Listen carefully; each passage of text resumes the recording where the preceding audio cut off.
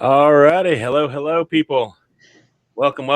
Got a full house today. I'm Steve, K5ATA. Thank y'all for being here.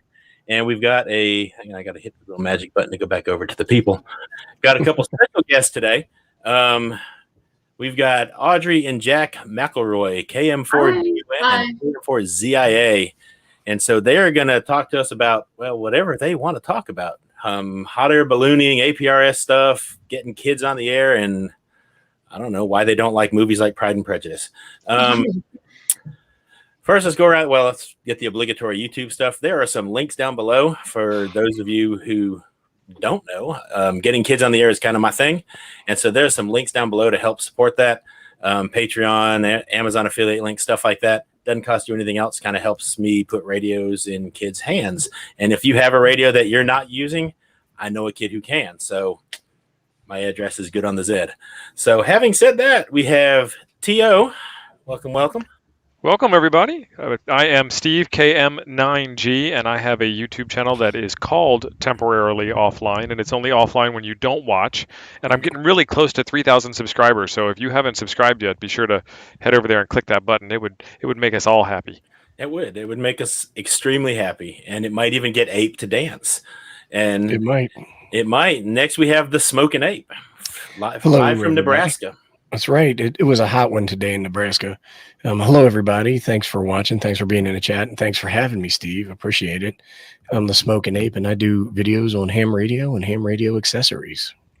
And we're supposed to have Chuck in here, and Chuck's come and gone a few times. He is apparently having some technical difficulties. So, Chuck, if you're watching, drop it in the Discord or something when you get it sorted out, or in the private chat on that link, and we can get you thrown back in the loop. And then we have Audrey and Jack. I don't know who wants to duke it out for who gets to introduce themselves first. Well, I think I'll go first. Oh, okay. So we are the McElroy siblings, I guess, and we like to introduce yourself. Well, I'm Jack McElroy, KM4ZIA, and you're Audrey, KM4BUN, and we kind of dabble around in some of the more interesting aspects of amateur radio. So we do HABs, altitude balloons.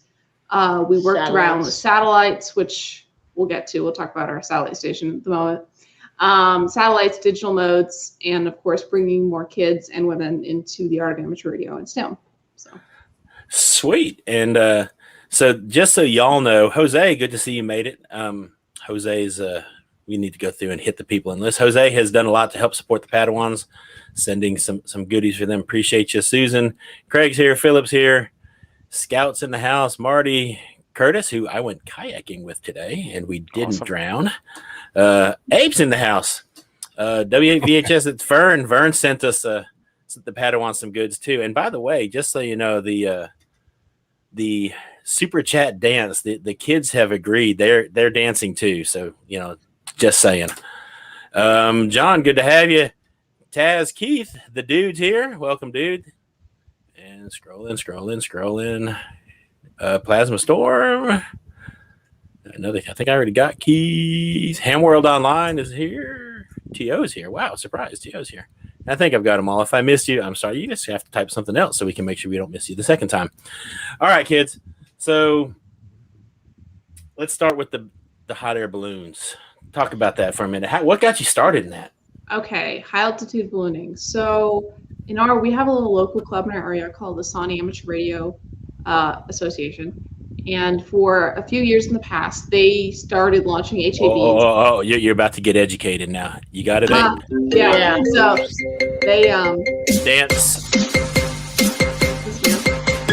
There you go. Oh, you dance as good as Ape does. Come on, Jack. It'll be all right. So our local club. They peer pressure me to do it. Yeah, the club launched, and we have this Ingalls, and then there's this big empty lot. I guess it's filled with a bunch of grass, and they launched their balloons there, and we would get interact. Hold on. All right, so I'm going to have to ask a procedural question here. Are you guys watching the stream as well, or are you just on the stream? I don't have the YouTube open. Should I open it? No, you're good. Just when we start dancing, just make sure you dance. Yeah, boy. Oh, here goes another one. See, this is the way this rolls. All right, hit it again. Oh my goodness. Yeah, this is gonna be a dance fest today. You might want to open one. Just make sure you mute it. Oh, Ape's dancing. Ape's doing a good job. Excellent. So I will go ahead and tell you, if you want to kind of track it along and see if Sure. kind of get a warning, just make sure you mute it. Otherwise, you sound like Ape when he has the echo going. Oh yeah. Yeah, it'll start echoing. All right, go ahead and continue on with your Sure. high altitude balloon, and I'm going to see if Chuck can actually hear us when he comes in here. Yes, All I right, hit can. me. Okay. All right, All Chuck's right, alive. now we got Chuck in there. The All right. problem is Sad. he asked Ham Radio Dude to help him out with the configuration. It should have wasn't his sent- fault, believe We me. should have sent the McElroys out to take care of it. I think they could have done it for you. All right, y'all. Hot air balloons. So, yes. So our club did HABs for a while, and we were kind of young when they did that. And so there was a period of time where that kind of phased out and people stopped doing it. And so we happened to be searching online amateur radio, and we found a guy named Bill Brown. Like I was WP8ELK. He's over in Huntsville. He's a really smart NASA engineer, fun fact. And we saw that he had a balloon that went around the world like 13 times. Oh, neat. And we were like, that's cool. And we also saw that he did HABs. So we'll get into the difference between those two balloons later. But he did HABs. Now, what an HAB is, altitude balloon, is if you've ever seen those big weather balloons, it's basically a huge latex balloon about 6 feet long. Yeah. I'm sorry. Oh, there we go.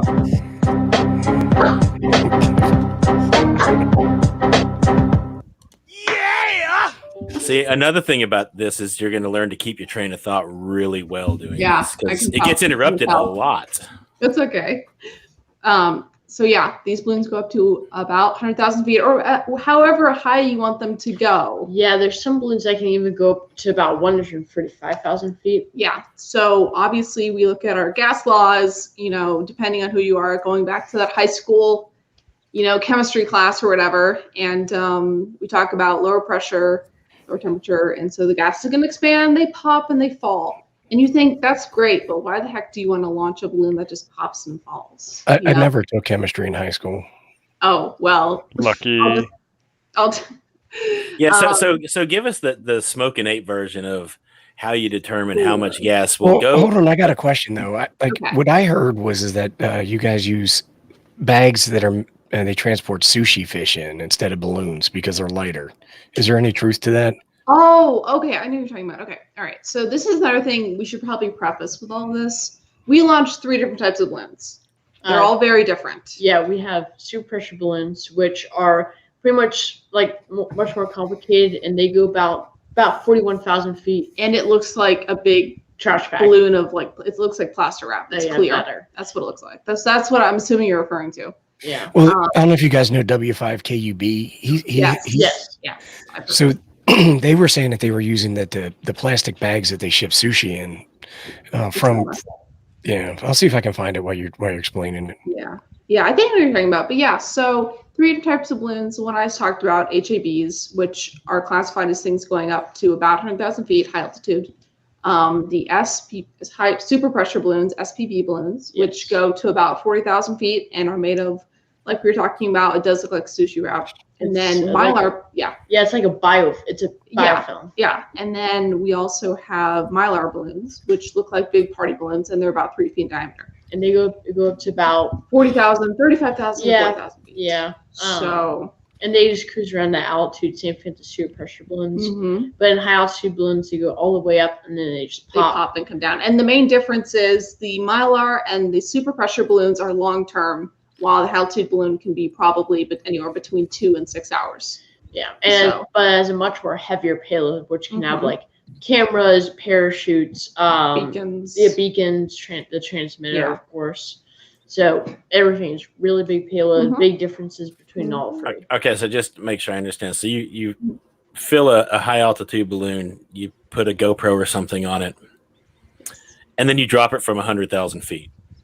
Yes, there's a parachute. There is a parachute. Yeah, There is a parachute, but it still comes down in the heck of a hurry. so it may go from 5 meters per second coming down to about 2 to 3 meters per second coming down with the parachute.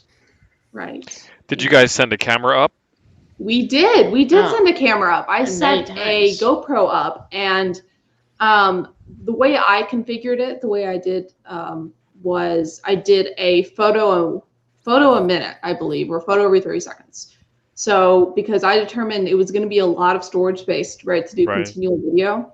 So I did a picture a minute, and that actually gave us a great view. You can get up so high you see the curvature of the Earth. It's really cool. So it's not flat. Wait. It is not flat. It's probably those It's a GoPros have a revelation. fisheye. They have a Perfect. fisheye lens. Yeah. Everything looks round in a GoPro at distance. Yeah. Yeah. So do you have a website that has these images that we can share?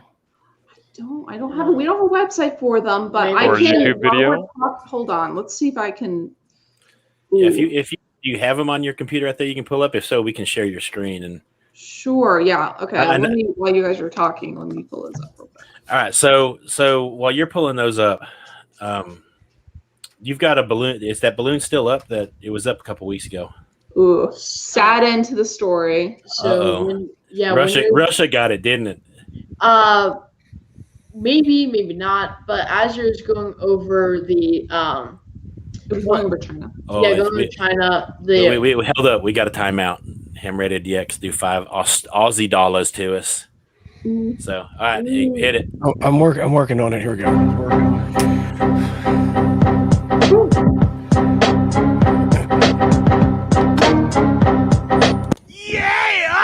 Yeah. All right, so go ahead. So sad into the story. Last I checked, it was heading towards Kamchatka. Yeah, it was over the most northeastern province in China, and it just disappeared right over the second largest city in the province. Right, it's currently being questioned, but you said Kamchatka. Isn't that the new drink at Starbucks? Yeah. No, that's Iced. kombucha. Kombucha, yeah.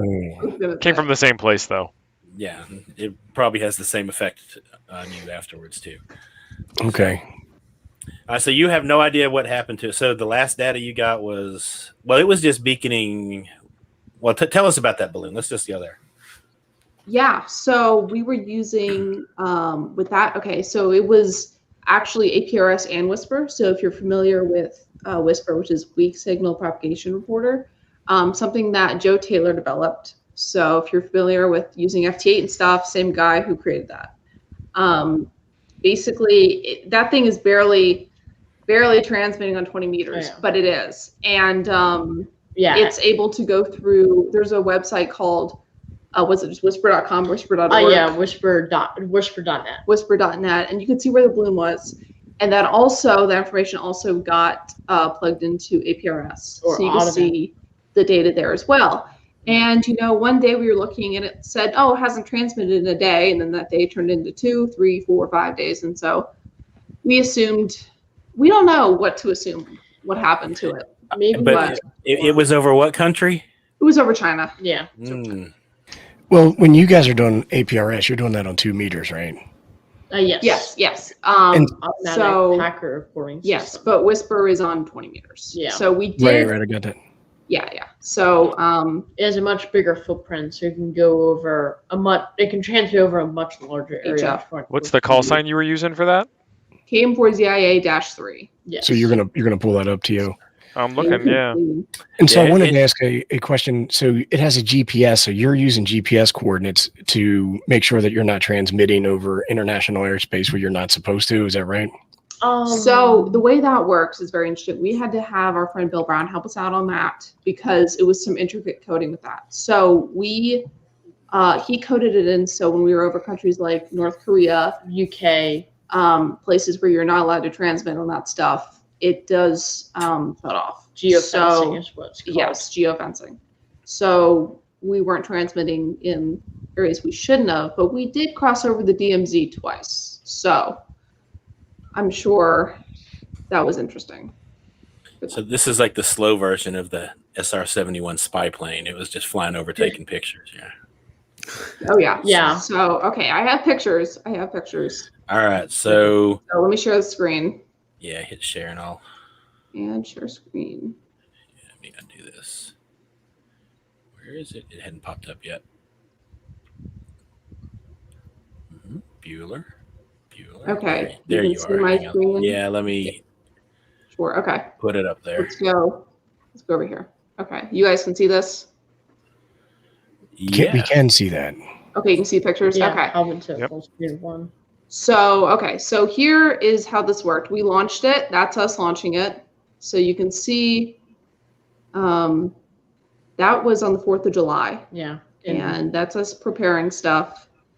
And it goes up. I don't know why there's a gap in the photos. I never quite figured that out. But it's going up. This is right over our little fairgrounds of Cumming, Georgia.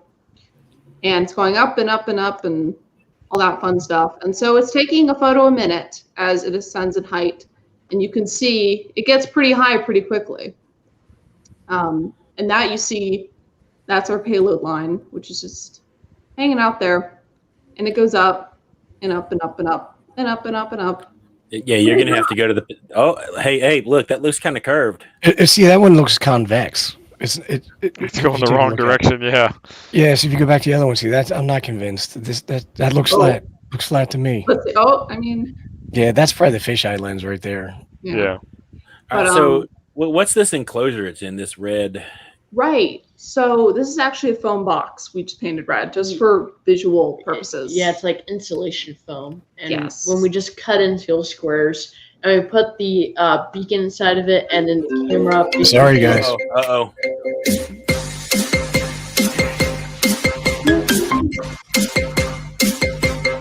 Yeah, boy. Yeah, boy. All right. So foam. Yes, foam box, and that is for multiple reasons. It's also just a great box to put stuff in. It's an insulator because batteries at that altitude is an interesting problem. Here we go.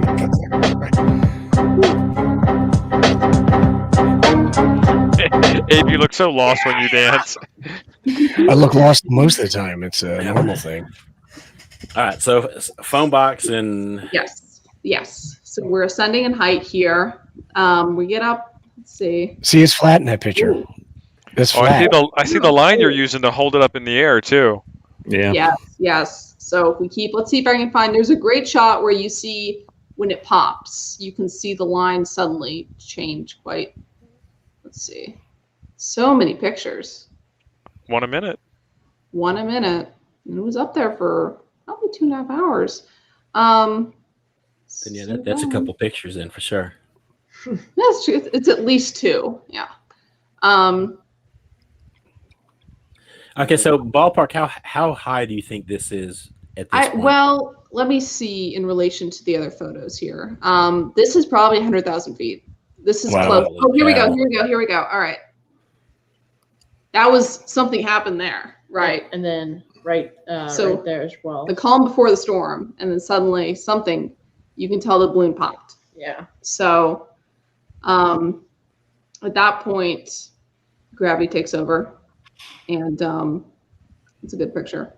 Oh, that is a good picture. It just falls. And there's a whole story behind where this fell and how the recovery happened. Yeah, that was going to be my next question is how, So can I share it? Sure. So it fell down, of course, with the parachute, and it come down in a heap of hurry, and it landed in this Air Georgia Ackworth, and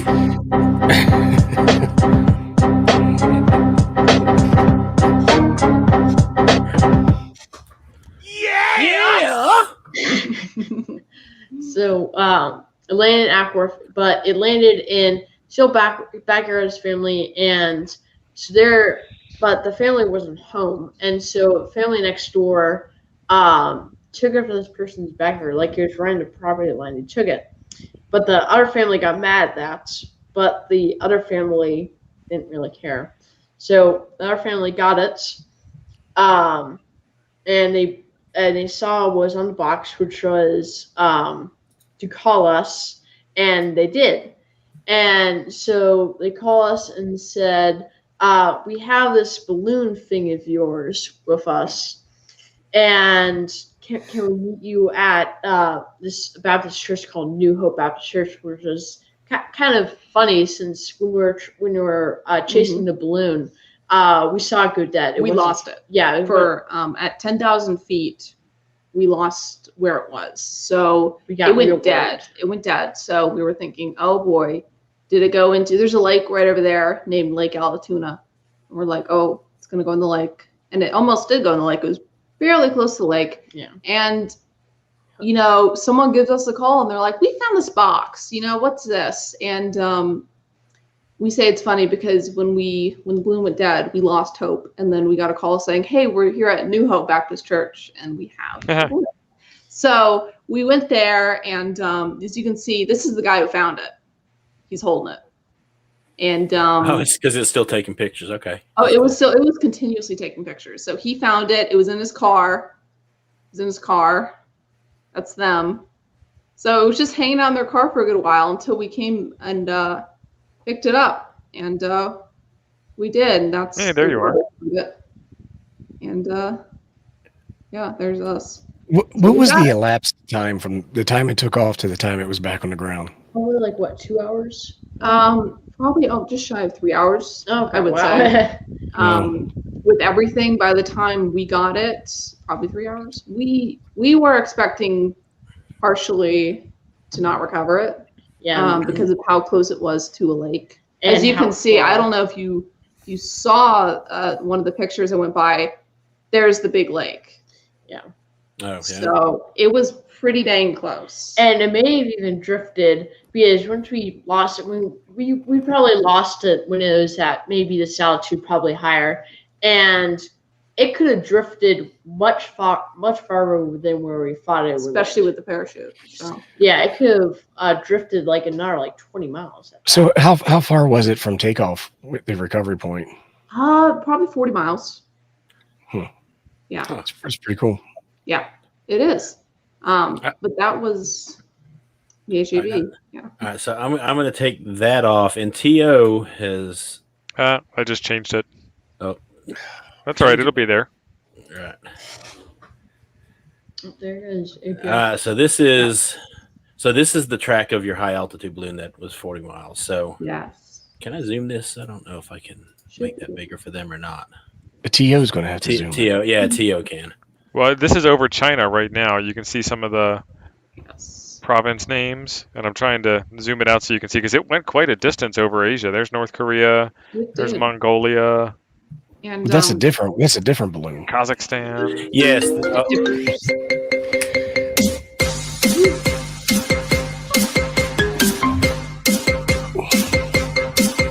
Oh yeah! All right. So now this is not where you launched it from. This is just the beginning of where No. it picked Yes. up. Yes, and there's actually an option in APRS, I believe, where you can show all, and you can actually see the full, you know, like every time it's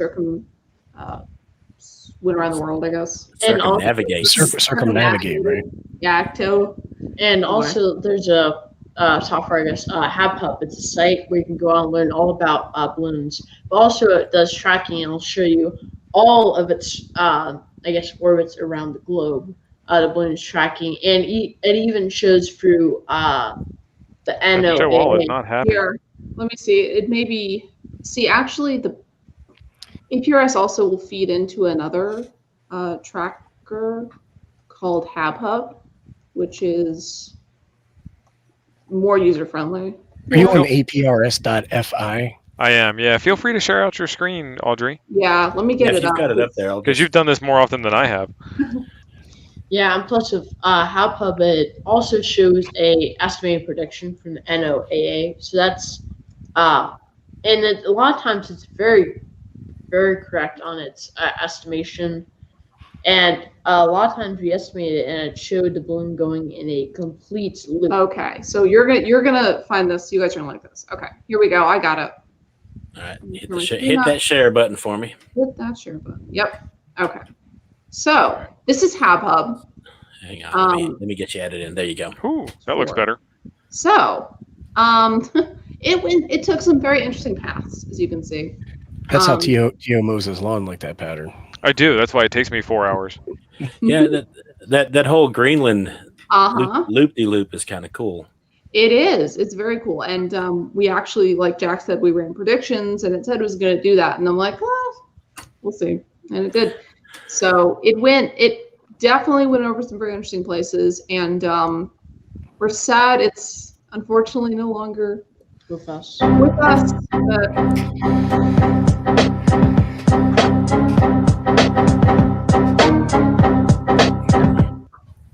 Yeah! All right, let me hang on. Yeah, go back to that. I wanted to look at that again. okay.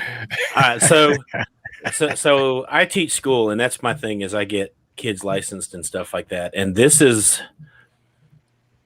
one of those things that you can learn more than just radio looking at this. So what other things do you see here that kids can learn from doing this kind of thing?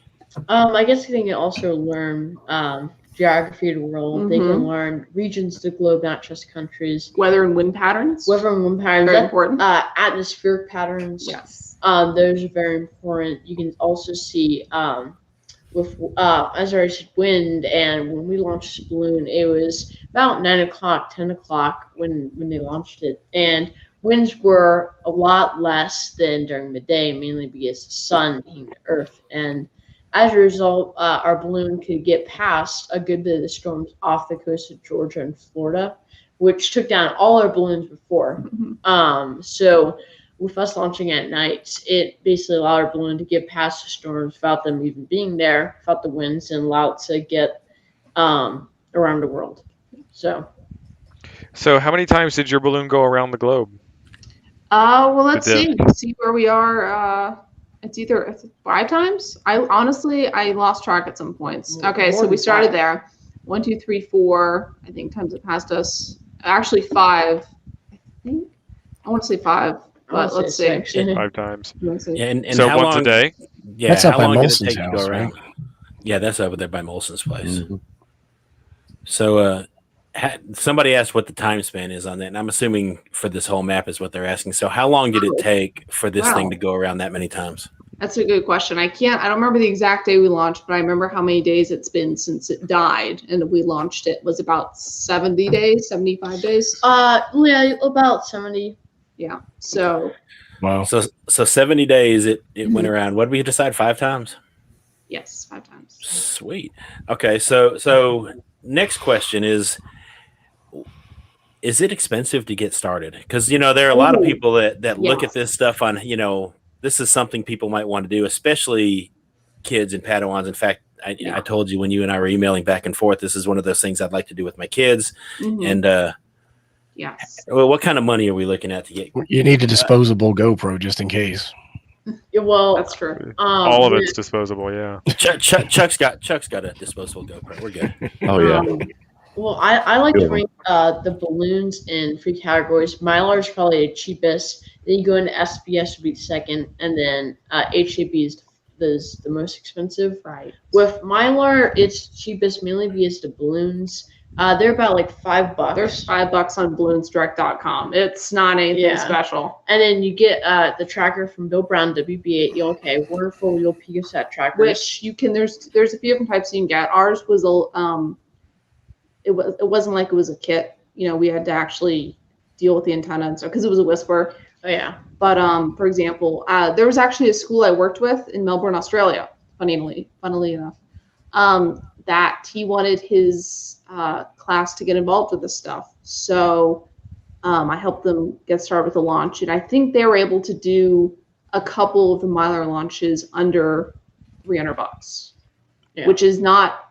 I don't think is that bad for and that's everything you need to get a balloon up in there is for Mylar balloon. Yes. So yeah, and so I'm posting Bill Brown's link in the chat. Yes. Yeah, very useful. So basis is basically balloon string to attach to the tracker and a balloon. Helium, of course. You want to get the best helium, you can get those like welder supply shops. That's I shouldn't go to Dollar Tree and get them to fill it. No, and I will tell you why is if you've gone to Party City or places like that, you see the red tanks or the blue tanks of party time helium. And that's great for balloons at your birthday party, but it's usually only 80% helium and the rest is air. So your calculations are going to be off. So if you add the same volume of that, you're going to float at a much lower altitude where you're more susceptible to bad weather and storms and stuff. So the best place to go is to go to a welder supply and ask them for as pure as you can get. Yeah. He's using these like little Arduinos as the brains of the operation. Yes. Yeah, those. I mean, if you want to get much more hands-on for your project, get more kids involved. Audrey is definitely a good way. You know, teach them a lot about coding. Be a lot more interactive. But if the kids just starting out, they want to launch the balloon basically as quick as they can, or basically with least setup as possible, then PicoSat would do well. Which is the Mylar. Yeah, Mylar. It's just 2 solar panels and a big supercapacitor on it. So it makes the tracker really light. You have squivels for it and the antennas. That's about it. But the nice thing is that Bill Brown, if you're like you're a school, he will provide you with every piece of hardware you need and his expertise, which is very useful.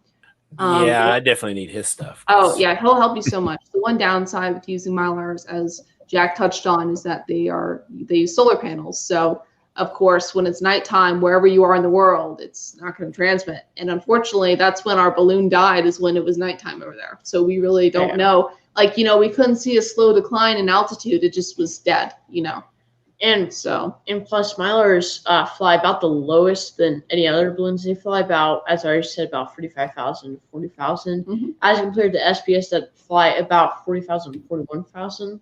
So the Mylars are going to be in basically the top of those heavy storms, so they can be affected by big heavy storms much more than the 2 other balloons. So, but for cost effectiveness, they're definitely the best. And of course, SBS should be second. But with that, the only difference is an SPS balloon is more expensive and a little bit more complicated as well. Yes. Yeah, that's all right. So it's going to sound like a stupid question, but I'll be honest with you. I'm asking this question because I can guarantee you my principal is going to ask this question as soon as I do it. Sure. Is it going to hit a plane? That is a great question, and that is okay. So maybe. I will. I mean, the honest answer is maybe, because there's always a chance, but the likeliness of it is pretty small. But I will tell you that if you are launching an HAB, one of the big balloons that go up and pop and come back down in your area. We're going around the world. We're going around the world. Okay. Well, here's the thing. If you're launching an HAB, you have to call the FAA and talk to somebody and get a NOTAM, a notice to airmen, saying this is what you're flying. And I did it, and it's a little bit of an interrogation. It's a little scary. But you call them. It can't be scary.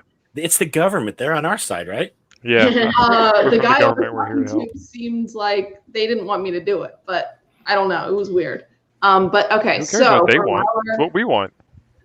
So Mylar balloons and stuff. I mean, there's always a chance of it getting hit by a plane. I doubt it would happen because I've never heard of that happening. Yeah, but, that was my next question. Have you ever heard of it? No, I haven't. Because you know how schools are. They're constantly looking for liability, and are we going to get sued? And I can guarantee you, he's going to see Air Force One or something get hit in this thing. Why don't you just have your club do it? Let me tell you something. The Mylar balloon payload Hurts run into everything. It's so tiny. It weighs like 13 grams that pretty much any airplane would shred to pieces with no problem. It wouldn't wreck anything. It's it's tiny. Probably it would be okay. Yeah, probably a pigeon could do more damage. Yeah, it's pigeons aren't going up that high. They just sit around and eat breadcrumbs. It's pretty harmless. It was statues. Any plane, I guess. Yeah, and plus, I guess with the SPSs, they're pretty hard to see since it's clear. But with it's similar. It wouldn't harm anything. Yeah, and plus with HABs and Mylars, since the balloon is, especially Mylars, pretty shiny, so the aircraft or pilot could maybe see it. Yeah, but I mean, at that point, it wouldn't be worth it. They would just go right through it. Now, I have heard of a pilot seeing an HAB, a big balloon. I've heard of that. They did not hit it, but they have seen them. So, but yeah, I wouldn't worry about Mylars being hit by. So Marty asked in the chat, how long have y'all been doing this? So we've been doing about 3-4 years, maybe. So let me get back to long for that. So I was waiting here 3 weeks. Oh no! Yeah, we started a couple of days ago. Yeah, they're just really that smart. So probably the past 3 years we've gotten more serious into it because I was involved with it. Jack was a little young at the time, but like I was saying earlier, I was more involved with the ones in my local club. I dedicated very much. I gave them my camera and I never got it back. So I just remember that, Chuck. If you give us your GoPro and it doesn't come back, I'll give you one Audrey- that's probably more reliable than a GoPro. You know, one of those Chinese ones. honestly. Chuck just lost some friends. So probably the last 3 years we've gotten seriously into it. But we have had some interesting places that the balloon has landed. Well, for us, like we said, it landed in front of the church, and so that was interesting for us. Oh, yeah. For us, so yeah. Of course. And, what was the? Somebody had one in here. I don't remember where it went. Okay, so Mylar is the cheapest. You said $300 for Mylar, and If you were going to launch, probably you could probably launch 2 with $300. Probably I would guesstimate. Yeah. But you're saying that's all in. That's not the cost of the balloon. yeah, that's everything. No. The balloon you said was pretty cheap for Mylar. Balloon Yeah. is like nothing. Yeah. It's a standard 3-foot silver Mylar balloon. yeah, and make sure it's silver and not like gold or something. Yeah, there's some interesting math behind why the silver color is the best, and that just has to do with how the sun heats up the balloon and how the gas heats up and so. All right, so do you do all those calculations yourself? As far as have you delved into the math of why it is? Lift equations and buoyancy equations. Yeah, all that stuff that Yes. people like Ape and I don't get. Yeah, I think there was a calculator on W5KUB's website. Yeah. It's actually, we have.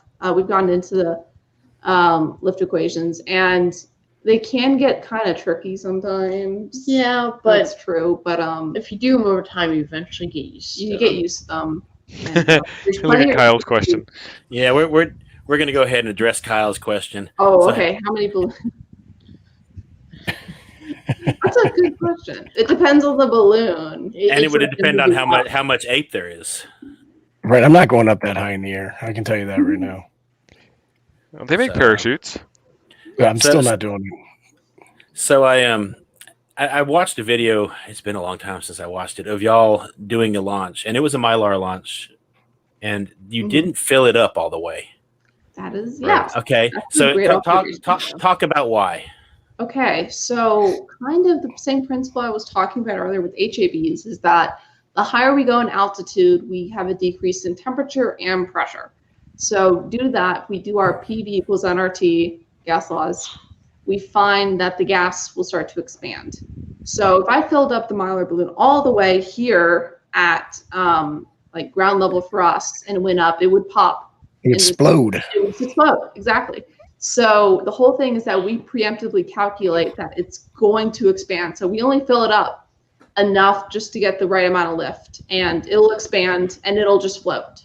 Yeah. So that's why we don't fill it up all the way, or else it would just explode and just that'd be the end of it. And Yeah, 'cause- that's what happens with HABs. Yes. Yeah, because the launch I watched, it was bare. I mean, I was like, there ain't Yeah. no way that thing's gonna take off, and it was Oh yeah. going towards a tree line, and I'm like, Oh, yeah. this homie fixing to get stuck in the trees. It happens every time, like that anxiousness, because it goes and what it tends to do is it stays pretty stagnant for a few seconds, and it's like, all right, I guess we'll rise up a little bit, and then it always barely makes the tree line, and it's like a little heart stopping. Well, one time we even followed the with the balloons with a Mavic Drone. Yeah, Mavic drone, and we almost hit one of the balloons with it. But if you we just like to observe balloons, make sure they get past tree line. And another benefit of using a drone is if it gets caught behind tree line and you lose it right after launch, you can track it and find it again easily. So Unless you're like me and I lost my drone, but we'll talk about that another time. Did you look on the roof? Oh, it's my kid's fault. She told me, "Daddy, see how high it can go," and Oh, Oh yeah, her It fault. just you left. know, It didn't have anything to do It with was- her lousy skills. it went all the oh well, you know, it went up, and all of a sudden the wind picked up, and next thing you know, it was in some guy's pasture. So, I mean, I don't know. I Thank you. saw it. I was like, bye bye. I lost one in the bay. It was totally my fault. So I'm blaming this on child unit because Yeah. she's not here to defend herself. So that's That's the how way that it is. works. That's why you have Yeah. kids, so you can This blame is- them. So, all right. So you are a family o hams, right? That is true. Yes, we Yeah. are all licensed, Except for the dog. except for the dog. We're working on that. So Yeah, I saw that on your QRZ page. You're yeah, working on that's the the joke dog. we like to make a lot. I guess yes, you would call it a ham plan. that's also on our page. Yeah, so our dad is an extra, our mom's a technician, I'm an extra, and Jack is a general. Oh, study up, Jack. Study up. I know he's got to Gotta catch him. Yeah, well, general. What happened was we had to launch a balloon, and Oh yeah, we're going to use my call sign. he had but- 2 weeks to study for the general Well, test. yeah, since it was on HF, so I had to basically drill and study as hard as I can for about 2 weeks to get a general. Yes. And when I took the test, it was Passed it. yeah, I passed it surprisingly, and yeah, I'm glad I'm finally a general. Definitely worth it. So T.O.'s about to disappear because his Yep. battery is dying. Yep, So. I'm outside on a laptop battery. I just wanted to say you kids are awesome. Keep up all the awesome, fun stuff that you're doing, and make sure to tell everybody else so they can be jealous and want to try it alongside of you. Sure, thank you. So nice to meet you. Yeah, same here. Bye. So Sweet toe. What do your friends at school say when you tell them you're into stuff like this? Ooh, I mean, I tell them, but I preface it with the fact that I have to explain, first of all, what amateur radio is and why it's not necessarily a dying art. It's a lot to explain. And a lot of people, I don't know, it seems weird to a lot of people. Would you really explain does. the amateur radio or the balloon first? Like it seems to me that Yeah. that more people would be more excited about the balloon, to be honest with you. Oh yeah, that's how most people take it. Is they just Oh, see yeah. the balloon. But I mean, with most people, like in my school and teachers and stuff, I just explain the balloon, I guess. And yeah. Well, my peers and friends and my teacher, I talked about in my class about the balloon, and the teacher wanted me to show it up on APRS. We have this like board in our classroom, this interactive board, and so all kids got to look at it. It's really cool. They're really interested in the balloon. Mhm. I don't think they're really interested in launching one themselves, but they're definitely It's cool to orbit around the Earth. Oh yeah, and plus it's cool just to see how good your students would be Yeah. orbiting around the world. Ooh, so should we answer his question? absolutely, because this Okay. is my thing. So Right. Yeah. Okay. So do you have any tips for us to get you interested? How can we get them hooked? So that's a great question. I would say try to emulate the cool things of amateur radio for kids. So HABs are cool. Like he was talking about, kids in his 7th grade class were fascinated by this balloon. And so you show them the balloon first, and then you explain everything behind it. And you tell them how that happened and why it's working. You know, it's not just floating. It's not like there's a cell phone on there, you know. So you It do doesn't fun- stream Twitch. You can exactly. You do fun things with it. So there's so many. Ooh, bless you. Don't worry, There's nobody some- heard that. there's so many fun aspects of amateur radio today. There's satellites. Like heck, you can decode slow scan TV off the ISS now. You know, and that's pretty cool to everybody because you can't look up and do that on your phone really. And digital modes, FT8. There's a new app out. Well, it's not new, but it's called FL Digi. If anyone's heard of it. Yep. Transmit photos over ham radio. Sounds like dial-up. It's interesting. I'm not that old, but So the question, and I teach 7th grade, and oh, cool. I do have one group of 8th graders every year, but it's and one of the first things is, and you kind of alluded to it, is, well, why would I want to do this instead of a cell phone? Sure. Oh, And that's a I great understand question. And now 50 years ago, if you said, hey, you can talk to somebody in Japan or Russia, that would be a selling point, right, for getting kids interested. And that's how kids got interested. Not even 50 years ago, like 30 years ago, but nowadays we have the ability to pick up the phone and call absolutely anybody and absolutely pretty much anywhere we want in the globe. Yeah. So it becomes the question, why do I want to do this? Well, I think the best way to say it is because a lot of kids now are trying to be unique. They're trying to do other things. And so saying, hey, you can launch a balloon that goes around the world with a transmitter on it and people can hear it all around the world, at relatively low cost, I guess, is much better than say, hey, you can talk to someone in England on this big old beefy radio that sits on top of your table, I guess. And you have to throw up a little dipole in your trees in the backyard. So it's definitely sounds much more fun. It's cheaper. And overall, it includes something that pretty much every little kid loves, which is balloons. So And great. satellites. Satellites are fun. And satellites. But the main thing here is that we're trying to bring youth into the new side of amateur radio. Contesting is a lot of fun. We've done it. We went to Curacao and did all that. We still do it, but we like to focus on the new up and coming era in amateur radio, and where amateur radio can take us farther than just, talking to people and doing contesting. And talking to people is a lot of fun, but we're finding new ways to do that are, different. Yeah. Well, we've been talking about balloons for a long time. Can you tell us a little bit? You said you were going to talk about your satellite station. Sure. So we got this wonderful, over time, we built up this satellite station. And a satellite station comprises of a 2-meter antenna and a 70-centimeter antenna for standard satellites. So your uplink is on 2 meters and your downlink is on 70 centimeters, pretty much just a repeater, right? And so our whole system is that we have a rotor that is controlled by a program on a computer called SAT-PC32 that tells it where to point in the sky, and it tracks it, and we get to talk.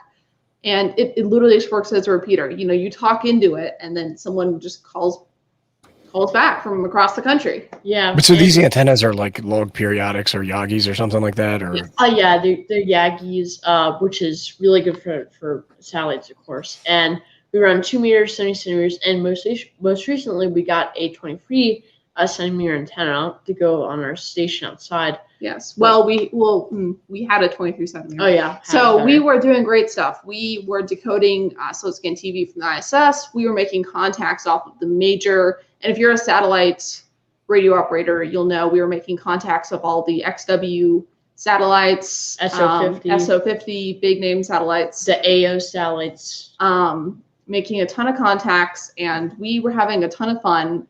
And then unfortunately probably 3 oak trees in our backyard said no. So unfortunately our station, our antennas outside were unfortunately destroyed.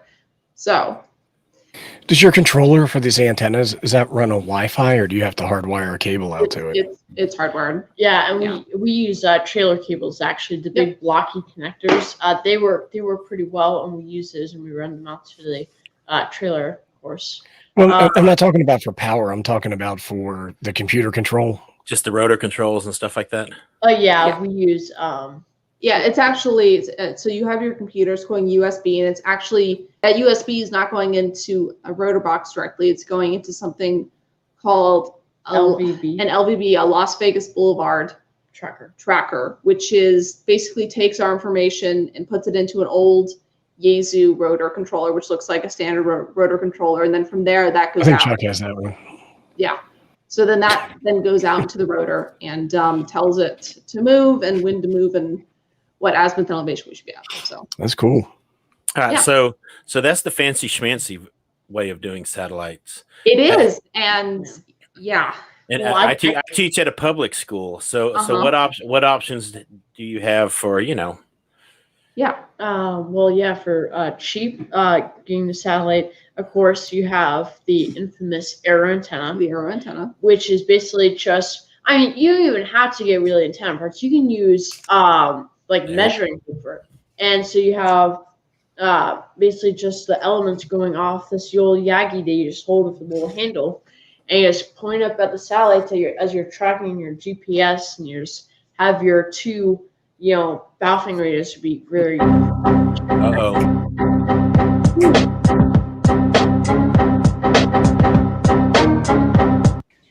Excellent. And actually, we got to dance twice. Okay. Shots fired in the second one. I didn't see the second one.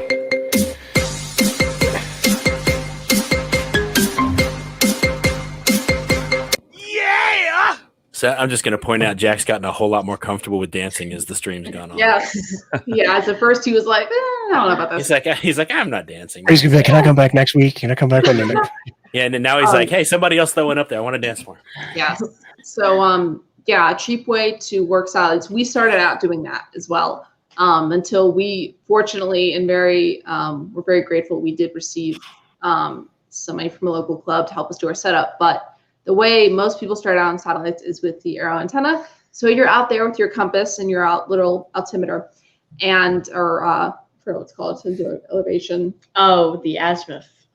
No, it's something else. I forgot. But you're out there and your data sheet saying this satellite's going to come over at this time at this altitude at this azimuth to this azimuth, and you're out there manually doing it. And you can make contacts. It's a great way to do it. I've made contacts. It's difficult at first because you have to get used to the fact that the satellite is moving faster than you think it is. But once you get used to it, it's actually a lot of fun, and it's a great way to get kids, interested because talking on a satellite is pretty cool. Yeah, and for do you use a 9700 for the radio, or what radio are you using for? We do. Yeah, I see. Yeah, and for software to use, a SAP PC for 2 really meant for like PCs, and you had to pay for it except if you use a demo version. So if you want to use it like on your phone, a good place to go to is n3yo.com or N2YO or something like that. N3YO, which gives you great satellite protections, and that's how you can do your own at-home aero antenna satellite contacts, which is a great way, like you're saying, for schools. It's a great way to get them involved. That's awesome. And then somebody was winning an award. Is that what I heard earlier? Yeah. So you're up for the Young Ham of the Year award. So tell us about that. Okay. So you actually have to brag about yourself right now. I know you're kind of on the humble side. So sorry, no humility allowed. Go ahead and tell us what's up with that. So Young Ham of the Year award is an annual award given out by ARRL Newsline, I want to say. So it is an award given out to a nominated young ham, pretty much anybody, I want to say 18 and under, who someone nominates because they think they're deserving. So Bill Brown, WB8ELK, who's the fun NASA engineer in Alabama, who was kind of like our Elmer and HABs and stuff, went ahead and nominated me. So we'll see. Basically, I just gave him some background information on me, and he's filled out the other parts of the application and sent it in. So we will see. Hopefully you win. Hopefully. We'll see.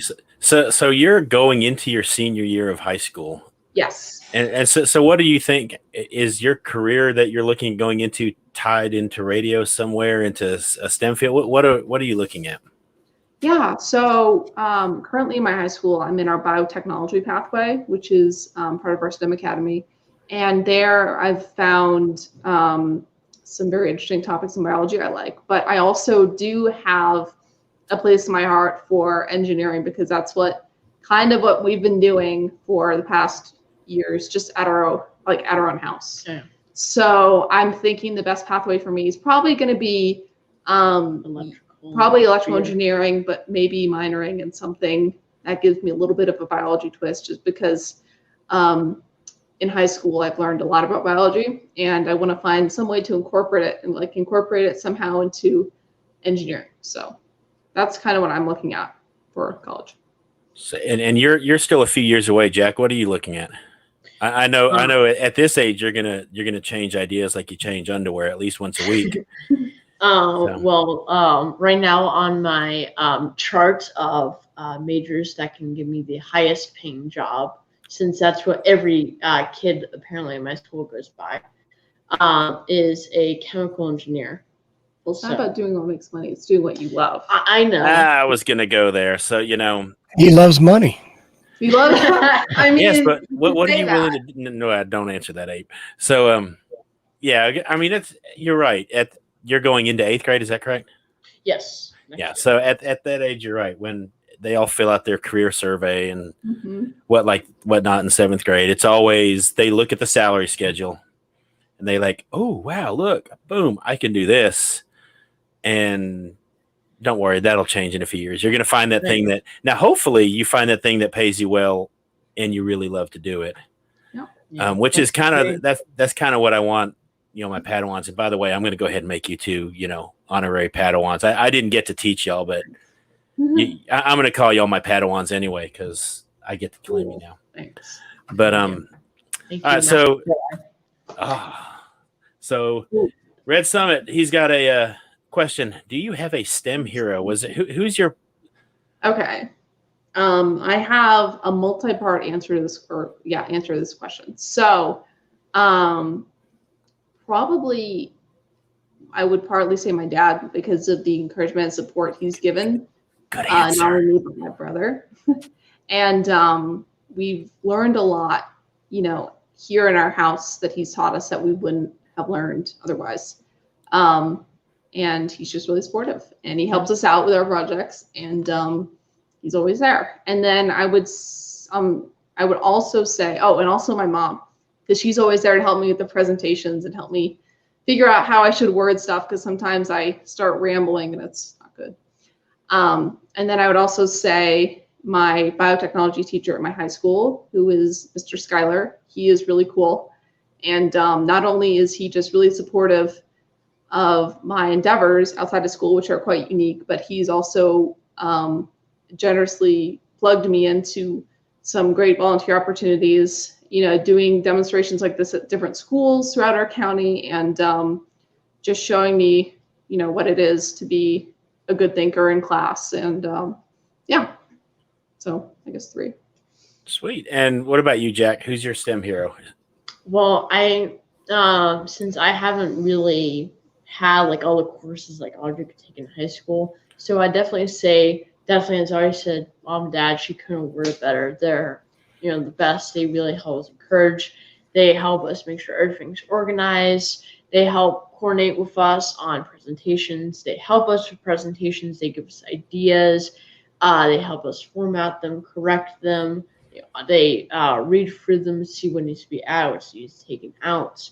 They add lots, and then take out stuff that's not needed. So, Audrey couldn't word better. They're the best.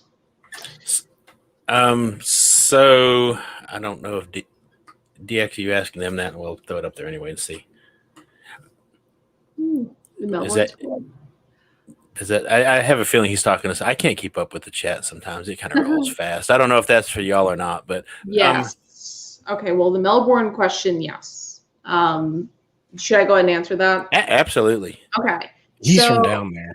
Aiden's from down there. Which is why I asked, if you don't have Australia in the logbook, I know a guy who can set up a sked. That's him. Yes, the Melbourne School. To be more precise, it's the St. Margaret's Grammar School, I believe, is the name. And I was in contact with a teacher down there, and I helped them launch some of the Mylar balloons.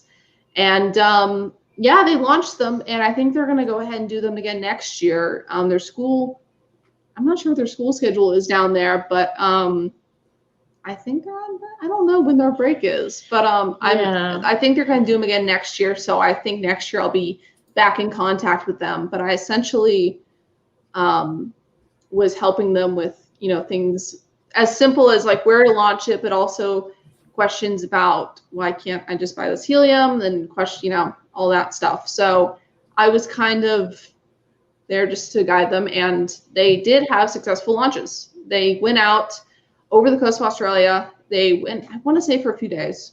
So they were pretty good for their first launches, much better than my first launch. So I would consider that a successful. So we talked about several different things. What are some parts of the hobby that you've kind of heard about that you haven't really gotten into yet, that you're like, you want to try, you want to dabble in? Well, CW. We do need to get in CW. Maybe Fox. Fox hunting is one that I want to do with my kids at school too. Now, as far as CW, I'm going to go ahead and tell you, and I kind of told you earlier, I had a Long Island CW club. It is completely free for kids. Okay. It's Zoom classes. My daughter and T.O.'s daughter did it last summer. I think they started doing them free when the whole Rona hit, and they've just kept it free. And as far as a great atmosphere, and I mean, they learned CW in a month. I mean, they were, Wow. That's pretty good. they were, yeah, it's, and you make great friends. I mean, they've never met in person, but you know, they're friends. And he's in Wisconsin, she's in Mississippi, and then their other friend is in New York, and they still hang out with each other on Zoom, and looking forward to getting together at Huntsville. So, Oh yeah, Huntsville. That's exciting. and In person this time. Mm-hmm. so here's his next question. Do you have a favorite ham radio YouTube channel other than his? And of course, it's mine. I mean, No, it's not. Oh my goodness. Oh boy. Well, not necessarily YouTube channel, but actually recently, going through videos, I actually seen ads for just like ham radio prep, and there's this ad that went over how to, you know, emergency prep, emergency survival, all that kind of stuff with ham radio, and it's really interesting to see that. Actually, I'm glad people are actually taking time and effort to actually get those ads and actually put them out, and so that's a really good way to get people into ham radio. Yeah, I don't know. I don't know if I can. I don't remember their name. Oh, I don't know if there's. I'm sub to them. I don't. Wait. Tell me. I think I may know. I don't know. I used them when I was studying for my general. I don't remember. yeah, there are a lot of us that Yeah, there's have, a lot of you know, them, study surprisingly. courses and what like that. So yeah, his is some channel by a guy called Ape or something like that. I don't. But all righty. So any last question or any last questions from the peanut gallery in there? Let's see. I've kind of let it go. I hadn't paid attention. So if y'all noticed any that, just so you know, I completely intend to call y'all up in the fall when I have to lodge Help. That's exactly what I'm going to do. Well, Help. first, see, because teaching in a public school, that budget's not really there. So the way it usually works is I come on here and I beg people to help me fund something like, you know, kids launching a balloon. And then I'm going to go to you and say, okay, help me get the balloon off the ground. Right. So when is your next launch? You have another one on the timetable? We do. We have a couple big ones, actually. So we talk about Yoda super duper quick. Youth on the Air. Youth on the Air. The Yoda Region 2 camp is happening the second week of July. And I'm going to be at a residential summer program called the Georgia Governor's Honor Program during that time. But my brother and my dad will be accompanying him. They will be launching a big HAB along with a couple of small Mylars. With at least 3 of the Mylar blends. So, and I'll also be teaching the kids about all these balloons, how they work, and how to launch them. And so it'll be a really fun experience. It's in Cincinnati, Ohio, at the Voice of America Museum in Chester, Ohio. Yep. And so that'll be really fun. So that's pretty big. That's my big thing this summer. Mm-hmm. Yeah. All right. So let's see. Sorry, I was trying to read here we go. Do you follow W5KUB's? Oops, I keep trying to click it and it moves too fast. Do you follow his balloon launches? We actually do. My dad, I believe, follows them or something on Facebook. So we do hear them when they launch and all that fun stuff. So yes. Look, I got to tell you, I watched W5KUB's balloon stuff too, but it sounds like you guys might have him beat. Like that's what. I'm not gonna well, that's where I saw where they were using the fish bags, the sushi fish bags, to send them up and stuff like that. And he did a launch. I'm not making fun of him or anything like that, but where the balloon almost got stuck in the trees, and like I watch his show a lot. I hadn't heard of the high altitude balloons until you guys showed it today. HABs, I think, is what you guys were calling them. That's really interesting. Yeah, it's a lot of fun. All right, and Jack, you mentioned you wanted to do some fox hunting, so you've never tried it, never. Have you done it before? Yeah, years we've done ago. it. Yeah, but yeah. I think it's actually seems really cool, especially. So basically, just following a transmitter and doing all that seems really interesting. Especially just learning how to track a small transmitter that's hidden, having fun doing it. Sort of like geocache, but much more you have a wider area. It's much more funner, and you kind of get the thrill of the hunt. So, and plus you can involve kids in it. So that's really fun. Running around in a big forest or a field, running around to find it. So it's also really engaging the kids. That gets them out. That gets them active. So it's really good. So what's the first thing that you remember? Obviously your dad introduced you, or your mom introduced you to amateur radio. What's the first thing you remember doing when you got your license? First thing I remember doing, Probably if you don't remember, I do. I think it was you came home on the radio and you made a contact with your first, a local contact probably, with your new call sign. So the first thing you did with your general was you launched a Mylar balloon with your So you launched a balloon before you made a contact, on voice with your general? Well, yes, probably, because we launched it just day or two after. Yeah, but that's much cooler if you ask me. So, and that's what that's one of the things that, because like I said, that's I get kids licensed for stuff, but they all have different interests, right? And so that's good. That's good to hear that, because not everybody. That's everybody's impression is, oh well, you're just gonna talk on a radio, and I do. I mean, I give my YouTube viewers give every single kid that gets a license gets a radio out of my room. So, but that's something else I need to look at, is getting them some other way, because not everybody wants to just key up a mic and talk. Right.